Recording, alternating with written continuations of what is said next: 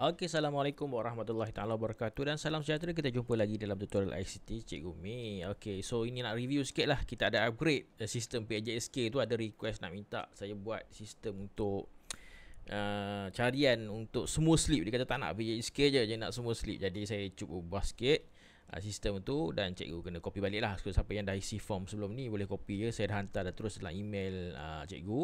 Okay, siapa yang berminat boleh isi Google Form kat bawah. Okay, so basically lebih kurang sama macam slip PJSK sebelum ni, tapi ini adalah complete untuk semua ujian. Kita boleh masukkan semua ujian dalam ni. Maknanya slip daripada MOIS tu kita download, kita boleh letak terus dalam ni dan murid boleh cari semua slip dia.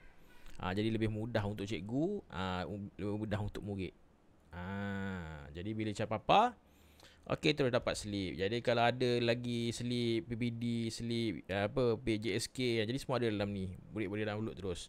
Tahun depan kita guna lagi sistem yang sama, kita upload slip baru pula. Tahun 2026, jadi akan ada kat bawah dia. Jadi ini adalah salah satu daripada cara untuk kita mendigitalkan pendidikan di sekolah, mendigitalkan pengurusan di sekolah. Jadi murid senang cari. Mungkin sistem mungkin akan datang kalau sistem MOIS kita dah ditambah baik, kita boleh buat carian online dengan lebih mudah.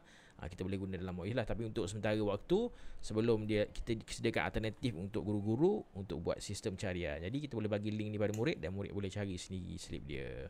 Okey, Assalamualaikum warahmatullahi wabarakatuh. Bye bye.